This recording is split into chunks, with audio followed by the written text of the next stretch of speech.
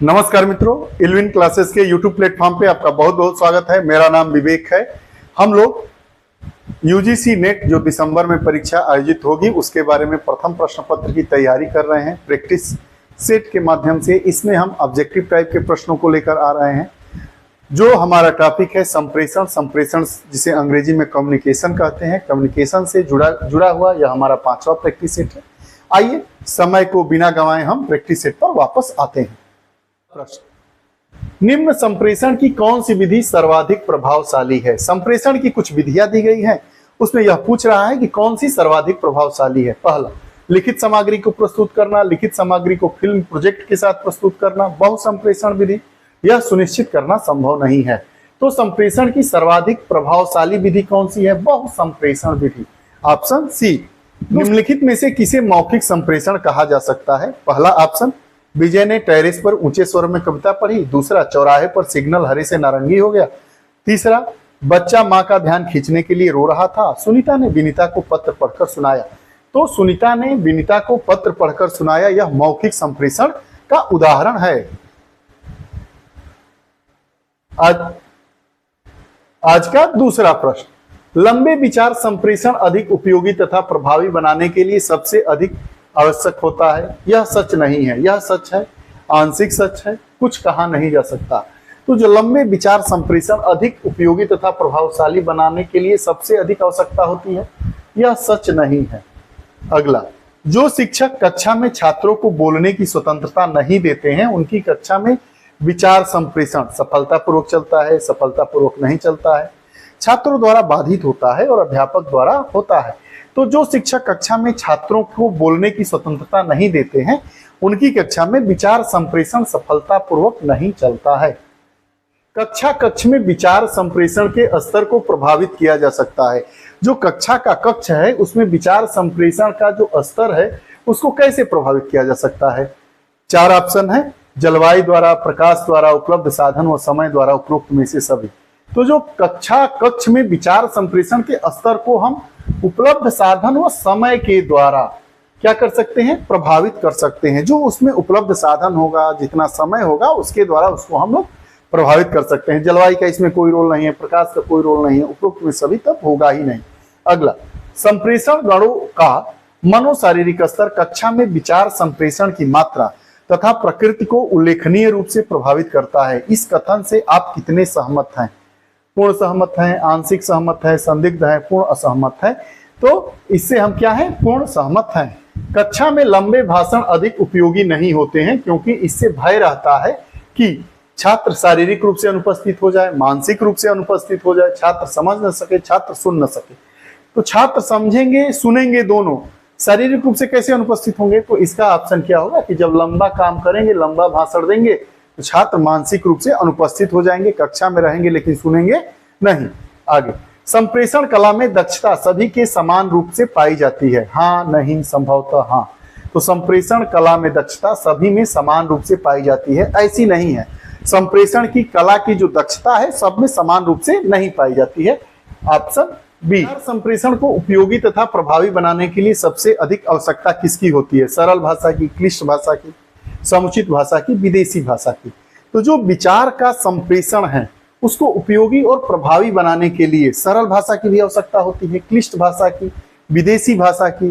तो इसका ऑप्शन क्या होगा? समुचित भाषा। ऐसी भाषा जिसमें सरल भाषा भी हो, क्लिष्ट भाषा भी हो, विदेशी भाषा भी हो, देसी भाषा भी हो। तो इसका ऑप्शन क्या होगा? विचार संप्रेषण को उपयोगी और प्रभावी बनाने के लिए सबसे अधिक आवश्यकता समुचित भाषा की होती है। अगला हमारा प्रश्न है, कक्षा अध्यापक तथा देशव्यापी कक्षा कार्यक्रम के अध्यापक में मुख्य अंतर यह है कि पहला, कक्षा अध्यापक के पास अनेक माध्यम होते हैं। बी, कक्षा अध्यापक बड़ी संख्या में श्रोताओं की जरूरतों को पूरा करते हैं। कक्षा अध्यापक दर्शक को कक्षा से बाहर ले जाता है, उपरोक्त सभी। तो जो कक्षा अध्यापक तथा देशव्यापी कक्षा कार्यक्रम के अध्यापक में मुख्य अंतर क्या होता है? कक्षा अध्यापक बड़ी संख्या में श्रोताओं की जरूरतों को पूरा करता है। निम्न गतिविधियों को क्रम में लिखिए। अंतर क्रिया की जो गतिविधियां निम्न में दी गई है उसको क्रम में लिखिए। किए गए काम का विश्लेषण, योजना बनाना तथा तैयारी करना, सामग्री को पेश करना, परिवर्तन एवं सुधार। तो सबसे पहले हम क्या करेंगे? सबसे पहले हम योजना बनाएंगे और उसकी तैयारी करेंगे। उसके बाद उस सामग्री को हम क्या करेंगे, पेश करेंगे। उसके बाद क्या करेंगे, किए गए काम का विश्लेषण करेंगे। उसके बाद जो परिवर्तन एवं सुधार होगा उसको हम करेंगे। तो सबसे पहले क्या आ जाएगा, हमारा 2 आएगा, उसके बाद 3 आ जाएगा, उसके बाद 4 आ जाएगा, उसके बाद 1 आ जाएगा। नहीं, हमने गलत ऑप्शन लिख दिया। सबसे पहले 3, देखिए सबसे पहले आ जाएगा 2 नंबर, उसके बाद 3 नंबर, उसके बाद यहां पे 1 नंबर और सबसे लास्ट में 4 नंबर। यही हमारा ऑप्शन हुआ 2, 3, 1, 4, ऑप्शन बी। यहाँ थोड़ा सा क्रम लगाने में गलती हो गई, वैसे ये सही लगा था, यहाँ लिखने में गलती हुई। प्रयोग में लाई जाने वाली अनुभवी ज्ञान गतिविधियां दी जा रही है, इन्हें बढ़ते क्रम में लिखिए। एक्मोडेशन मतलब यथास्थान देना, कन्वर्जिंग मतलब संकेंद्रण, एसिमिलेशन मतलब विलयन और डाइवर्जिंग मतलब विलयन। तो इसका क्रम क्या होगा, सबसे पहले डाइवर्जन होगा, उसके बाद विलयन होगा, उसके बाद आपका संकेंद्रण होगा और उसके बाद एक्मोडेशन होगा। तो हमारा ऑप्शन क्या आ जाएगा, 4, 3, 2, 1, ऑप्शन नंबर बी। दूसरा, उत्तम कक्षा प्रबंधन का तात्पर्य है कि, उत्तम कक्षा प्रबंधन का क्या तात्पर्य है। 4 विकल्प दिए गए हैं, कौन सा विकल्प सही होगा। पहला है अभिजात वर्ग के कार्यों को महत्व देना और छात्रों के बीच उत्तम अंतरक्रिया होना। अगला, सहायक अध्यापन सामग्री को तैयार करते समय अध्यापक की पहले से तैयारी कार्य आरंभ करना, उपरोक्त में सभी। तो जो उत्तम कक्षा प्रबंधन का तात्पर्य है उसमें हम तीनों ऑप्शन को लेंगे, तीनों ऑप्शन उसमें समाहित होते हैं, इसलिए हमारा आंसर क्या हो गया, उपरोक्त में सभी।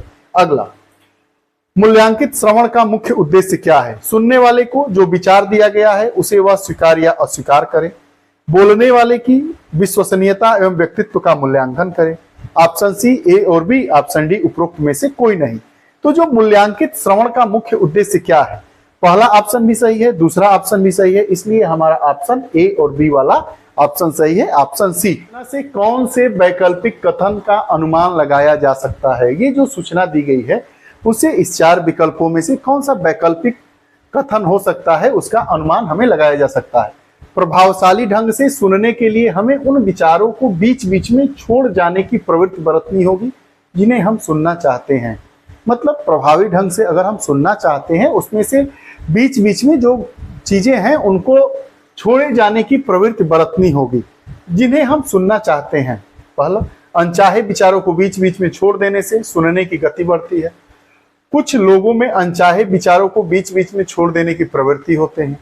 चुन चुनकर बीच में छोड़ देने की प्रवृत्ति से सुनने की प्रभावशीलता बढ़ती है। सूचना सुनते समय हमें पसंद और नापसंद का ख्याल नहीं करना चाहिए। जो भी सूचनाएं हमें मिल रही है, सूचना सही है तो उसमें पसंद और नापसंद की बात ही नहीं आती है। तो हमारा ऑप्शन क्या है, ऑप्शन डी इसका सही होगा। अगला, कक्षा में अध्यापक को लेक्चर सुनना है। सुनने वाले को जो विचार दिया गया है उसे वह स्वीकार या अस्वीकार करे। बोलने वाले की विश्वसनीयता एवं व्यक्तित्व का मूल्यांकन करना। सी, ए और बी दोनों और डी उपरोक्त में से कोई नहीं। तो कक्षा में अध्यापक को लेक्चर सुनना है तो हम विश्वसनीयता और व्यक्तित्व की बात नहीं करेंगे, हम क्या करेंगे, सुनने वाले को जो विचार दिया गया है उसे वह स्वीकार व अस्वीकार करे। Option A. संप्रेषण की सबसे शक्तिशाली बाधा क्या है। कक्षा में शोरगुल, शिक्षण सामग्री का अभाव, शिक्षक के स्तर पर भ्रांति, उपरोक्त में सभी। तो संप्रेषण में सबसे शक्तिशाली बाधा क्या है, शिक्षक के स्तर पर भ्रांति। किसी टॉपिक को पढ़ा रहे हैं और उसमें थोड़ी सी तैयारी नहीं है या उस पर भ्रांति वाली स्थिति आ गई तो वही सबसे बड़ी बाधा होती है। ऑप्शन बी हमारा सही है। अगला, छोटे ग्रुप में संप्रेषण बड़े ग्रुप से किस प्रकार भिन्न होता है। कम लोगों में अगर हम संप्रेषण करते हैं और ज्यादा लोग हैं उनके ग्रुप में हम संप्रेषण करते हैं तो वह कैसे भिन्न होता है। पहला ऑप्शन है छोटे ग्रुप, उसमें भाग लेने वाले को आपस में अपेक्षाकृत अधिक प्रभावित करने का अवसर प्रदान करता है। दूसरा, छोटे ग्रुप में अंतरक्रिया अपेक्षाकृत अधिक सीमित होती है। छोटा ग्रुप संदेश पहुंचाने में कम समय लेता है। बड़े ग्रुप में संप्रेषण अपेक्षाकृत बेहतर फीडबैक प्रदान करता है। तो हमारा ऑप्शन ए सही होगा कि छोटे ग्रुप उसमें भाग लेने वाले को आपस में अपेक्षाकृत अधिक प्रभावित करने का अवसर प्रदान करता है। परिषद के बारे में कौन सा कथन सत्य है। जब भी प्रश्न आए उसमें सत्य और असत्य को देखा जाता है। यह एक अर्ध न्यायिक संस्था है। इसके अध्यक्ष सुप्रीम कोर्ट के सेवानिवृत्त न्यायाधीश होते हैं। हर तीसरे वर्ष परिषद का पुनर्गठन किया जाता है। तो भारतीय प्रेस परिषद से जुड़े हुए सभी सूचनाएं सही है, उपरोक्त डी। निम्नलिखित में से किस संगठन का मुख्यालय मुंबई में नहीं है? फिल्म प्रभाग, केंद्रीय चलचित्र प्रमाणन बोर्ड, भारतीय बाल फिल्म समिति, राष्ट्रीय फिल्म अभिलेखागार। जो राष्ट्रीय फिल्म अभिलेखागार है इसका मुख्यालय मुंबई में नहीं है, बाकी सबका मुख्यालय कहाँ है? मुंबई में है। अगला, निम्न में से कौन सी संस्था वृत्त चित्र, एनिमेशन फिल्मों और समाचार चित्रों का निर्माण और वितरण करने वाली सबसे बड़ी एजेंसी है? सेंसर बोर्ड, फिल्म प्रभाग, नाटक एवं गीत प्रभाग, या इनमें से कोई नहीं? तो फिल्म प्रभाग, ऑप्शन बी। प्रभावित होता है कक्षा कक्ष की स्थिति, मौसम की अनुकूलता या प्रतिकूलता, संप्रेषण प्रक्रिया में प्रयुक्त साधन एवं समय, उपरोक्त में सभी के द्वारा। तो यह सभी के द्वारा संप्रेषण हमारा प्रभावित होगा। कक्षा कक्ष की स्थिति कैसी है उसके द्वारा भी संप्रेषण प्रभावित होता है, मौसम अनुकूल है या प्रतिकूल है उसके द्वारा भी संप्रेषण प्रभावित होता है, संप्रेषण प्रक्रिया में प्रयुक्त साधन एवं समय, इससे भी संप्रेषण प्रभावित होता है। इसलिए ऑप्शन डी हमारा सही है। ये रहा कम्युनिकेशन से जुड़ा हुआ। हम लोग कम्युनिकेशन वाले टॉपिक से 200 से ज्यादा प्रश्नों को हमने सॉल्व किया है। उम्मीद है आपको ये हमारी कक्षा अच्छी लगी होगी। कृपया कमेंट बॉक्स में अपने विचार दें। अगर कोई आपका जानने वाला, आपका मित्र, सहयोगी यूजीसी नेट परीक्षा की तैयारी कर रहा है तो हमारी कक्षा को उन तक शेयर करें। हमारी यही आपसे गुजारिश है। फिर नई कक्षा के साथ उपस्थित होंगे, तब तक के लिए बहुत बहुत धन्यवाद। नमस्कार।